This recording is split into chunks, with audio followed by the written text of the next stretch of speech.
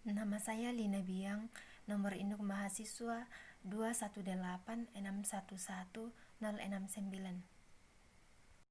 Perkenalkan, nama saya Elki Patandean, NIM 218611036, kelas B5 dari mata kuliah Mikroprosesor. Selamat siang, perkenalkan nama saya Senita Nani, nomor stambuk saya 218611660. Baiklah, kali ini saya akan mempresentasikan hasil diskusi dari kelompok kami mengenai materi mikroprosesor yang disusun oleh Senita Nani, yaitu saya sendiri dan rekan saya Yulki Patandian dan Lina Biang. Baiklah, kita langsung saja ke materi. Prosesor merupakan bagian sangat penting dari sebuah komputer yang berfungsi sebagai otak dari komputer. Tanpa prosesor, komputer hanyalah sebuah mesin dungu yang tak bisa apa-apa. Prosesor yang kita pakai saat ini sudah sangat cepat sekali. Perkembangan prosesor mulai dari generasi 4004 mikroprosesor yang dipakai pada mesin penghitung Bascom sampai dengan Intel Quad-Core Xeon. Bentuk arsitektur mikroprosesor: yang pertama, arsitektur input-output terisolasi; yang kedua, arsitektur input-output terpetakan dalam memori; yang ketiga, arsitektur Harvard; keempat, arsitektur Van Neumann. Cara kerja mikroprosesor. Cara kerjanya adalah mengolah suatu data masukan yang kemudian hasil olahan tersebut akan menghasilkan keluaran yang dikehendaki. Proses pengolahan datanya dapat difungsikan sesuai dengan instruksi yang diprogramkan. Masing-masing mikroprosesor memiliki bahasa pemrograman yang berbeda-beda. Namun secara prinsip, dasar dari tiap mikroprosesor adalah sama. Tiap mikroprosesor memiliki satu bus data, satu bus alamat, dan satu bus kendali. Bus data terdiri dari 4, 8, 16, atau 32 jalur. 64 bit, tergantung dari jenis mikroprosesornya. Hardware atau CPU.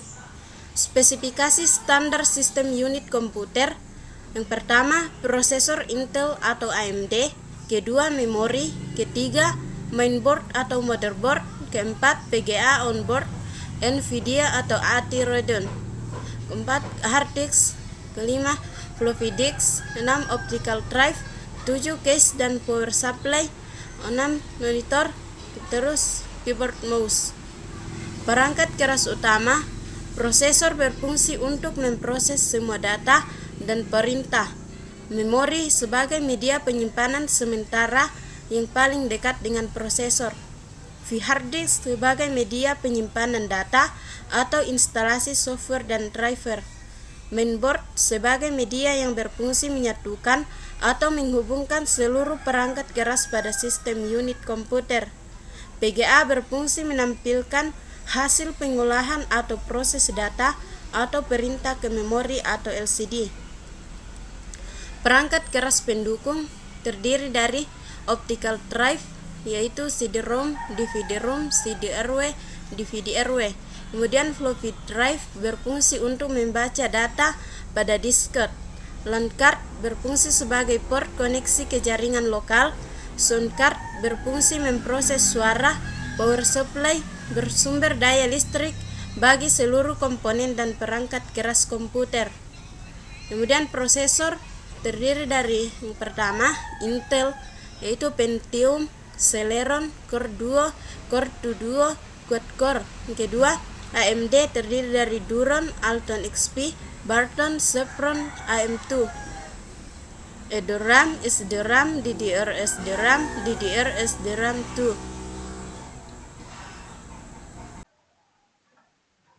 Pengenalan mikroprosesor, mikrokomputer, dan mikrokontroler.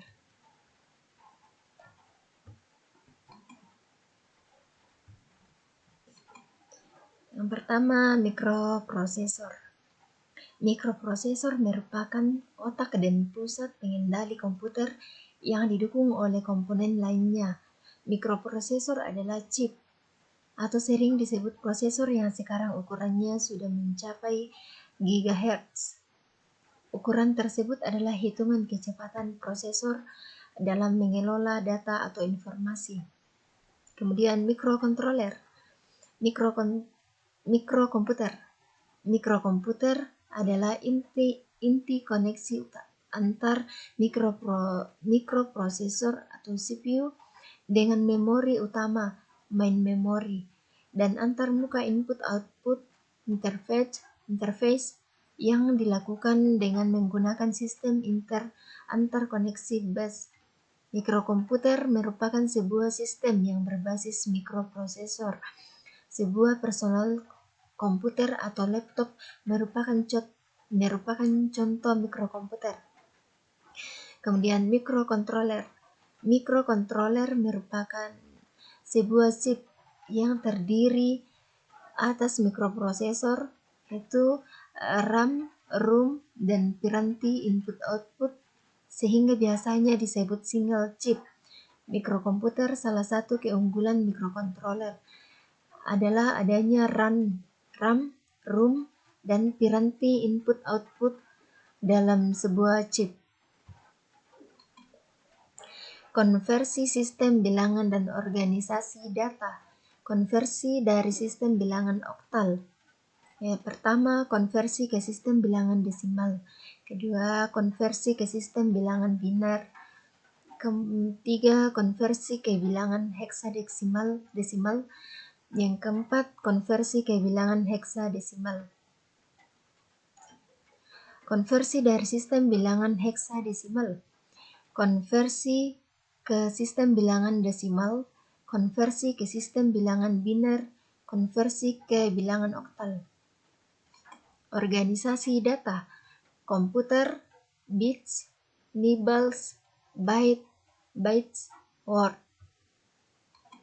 Gerbang logika.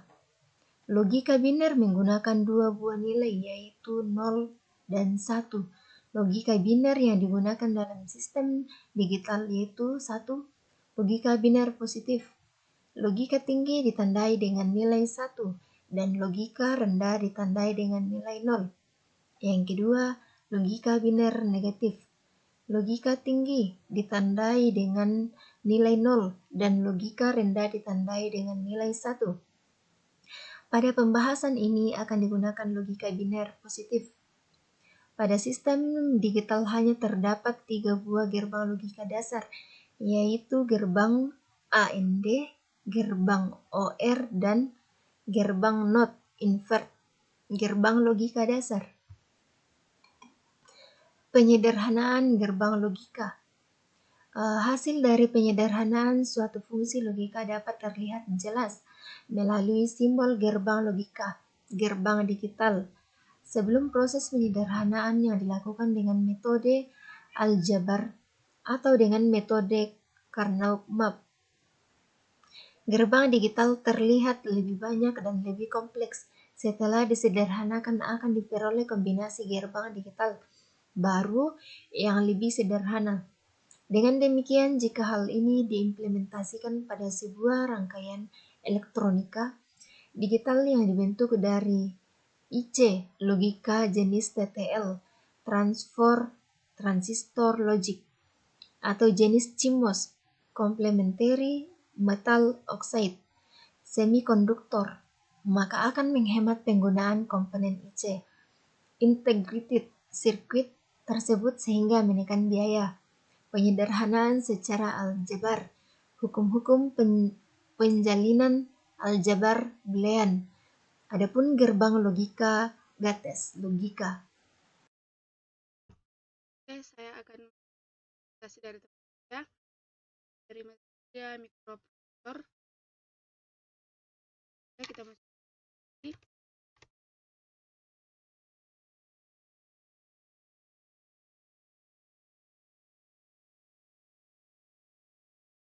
Penyederhanaan gerbang logika. Hasil dari penyederhanaan suatu fungsi logika dapat terlihat jelas simbol gerbang logika atau gerbang digital. Sebelum proses penyederhanaan yang dilakukan dengan metode aljabar atau dengan metode map, gerbang digital terlihat lebih banyak dan lebih kompleks jika disederhanakan. akan diperoleh kombinasi gerbang digital baru yang lebih sederhana. Dengan demikian, jika hal ini diimplementasikan pada sebuah rangkaian elektronika digital yang dibentuk dari IC logika jenis TTL, transistor, logik, atau jenis CMOS, maka akan menghemat penggunaan komponen IC atau integrated circuit tersebut sehingga memakan biaya. Kemudian mikrokontroler. Arsitektur mikrokontroler. Berdasarkan arsitekturnya, mikrokontroler dibagi menjadi dua, yaitu CISC dan RISC. Jenis-jenis mikrokontroler. Yang pertama, mikrokontroler Tiny, kemudian mikrokontroler T9OS, kemudian mikrokontroler Mega, mikrokontroler Mega, mikrokontroler AF32. Kemudian, konsep pemrograman Arduino. Konsep dasar pemrograman Arduino, software atau program yang ditulis menggunakan Arduino disebut sketsa. Sketsa ini ditulis dalam editor teks. Sketsa ini disimpan dengan ekstensi file Arduino yang memiliki fitur untuk cut, copy, paste, cari atau mengganti teks, dan lain-lain. Area pesan, memberikan umpan balik, penyimpanan, dan mengekspor juga menampilkan kesalahan. Kemudian, fungsi-fungsi pendukung diantaranya header, setup, dan loop. Kemudian, input, output, dan struktur kontrol pemrograman Arduino. Yang pertama, digital input output, kemudian digital read atau pin, kemudian digital write atau pin atau value, kemudian struktur kontrol if else, kemudian struktur kontrol pengulangan, kemudian PWM pada Arduino. Interface PWM di Arduino, analog input menghasilkan oleh teknik yang dikenal dengan istilah PWM atau pulse width modulation yang memanipulasi keluaran digital sedemikian rupa sehingga menghasilkan sinyal analog. Mikrokontroler mengeset input digital ke high dan low bergantian dengan porsi atau waktu tertentu untuk setiap nilai keluarnya. Durasi waktu untuk nilai disebut pulse width atau panjang pulsa. Variasi nilai input analog didapatkan dari perubahan panjang pulsa yang diberikan pada satu periode waktu dan dilakukan berulang-ulang. Kemudian, interface PWM dengan motor servo. Dalam pemrograman PWM pada servo dengan Arduino dapat menggunakan perintah pin atau nilai. Pin adalah kaki yang digunakan sebagai output PWM. Nilai diisi dengan nilai besar duty cycles yang diberikan pada output PWM. Demikianlah hasil diskusi dari kelompok kami mengenai materi mikroprosesor. Sekian dan terima kasih.